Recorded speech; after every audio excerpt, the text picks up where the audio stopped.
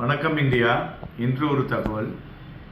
Reserve bank of India இந்த தங்கத்துக்கு loan கொடுக்குறாங்கல்ல, அதனுடைய இன்புட் ஒன்று கொடுத்துருக்காங்க. அது பார்த்திங்கன்னா அந்த தங்கம் எப்படி ஜொலிக்குதோ அதேமாரி கோல்டு லோனும் இந்த வருஷம் ஜொலிச்சுட்டு இருக்குங்க. கிட்டத்தட்ட 125% சர்ஜ் ஆகிருக்கு. அதாவது loan against gold total credit பார்த்திங்கன்னா டபுள் ஆகிருக்கு ஆன் ஹை ப்ரைஸ் ஆஃப் மெட்டல்ங்கிறது ஒரு முக்கிய காரணி அப்படின்னு சொல்லலாம். So bank loan against gold பார்த்திங்கன்னா 125% அதிகரித்திருக்கிறது அப்படின்னு சொல்லியிருக்கேன் நவம்பரில். ஸோ இயர்லியருக்கு இது லேட்டஸ்ட்டாக ஆர்பிஐனுடைய இன்புட்டுங்க. இந்த ரேலி இந்த எல்லோ மெட்டல் இருக்கு இல்லையா, இது இந்த கொலாட்ரல் வேல்யூவை அதிகரிக்கிறதுனால ஸோ பாரோவர்ஸ் ஒரு பெரிய லோனை எடுக்க முடிஞ்சது.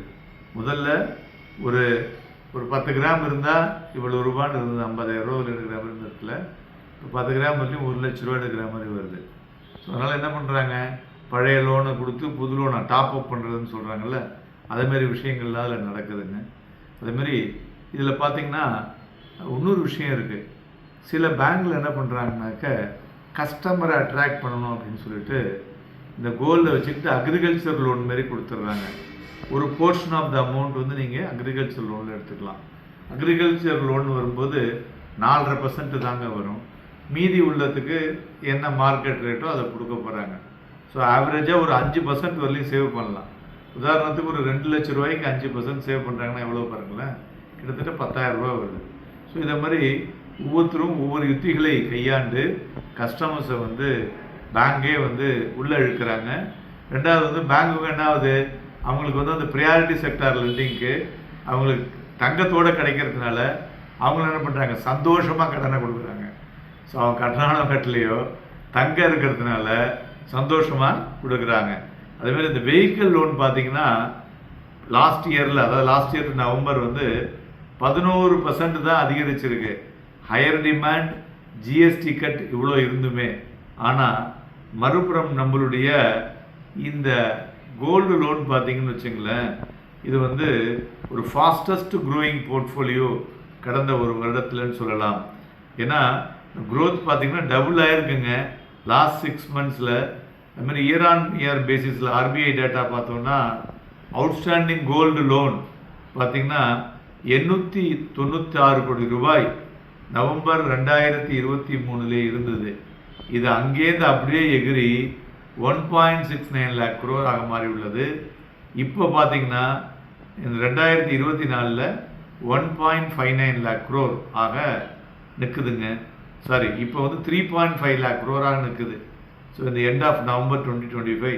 ஸோ 1.6லேருந்து 3.25 அப்படியே மோர் தென் டபுள்னு சொல்லலாம். ஸோ அந்த அளவுக்கு இன்க்ரீஸ் ஆகிருக்கு. இதற்கு மெயின் காரணம் என்னென்னா எல்லோ மெட்டலுடைய ப்ரைஸ் அதிகரிப்பு தான் காரணம்.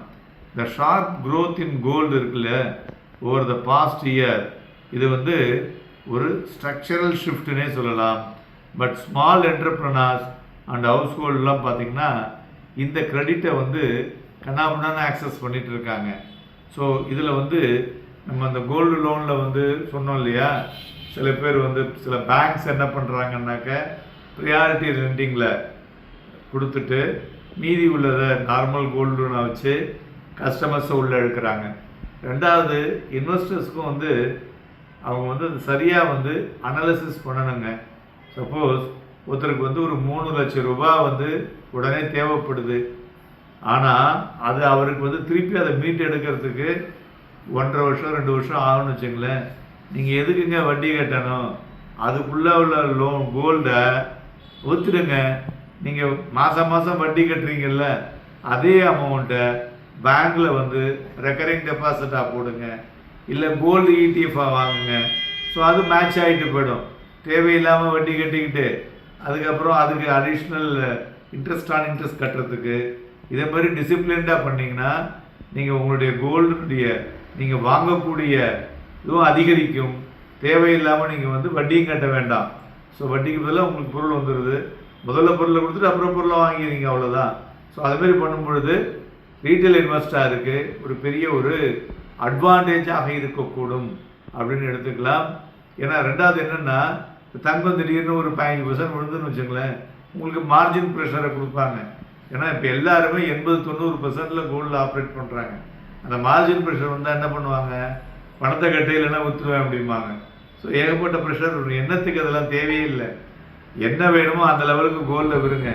விற்றுட்டு மாதம் மாதம் கோல்டை வாங்கிட்டு போங்க. வேலை ஓவர். என்ன நண்பர்களே, இந்த உத்தி உங்களுக்கு பிடிச்சிருக்குன்னு நம்புகிறேன்.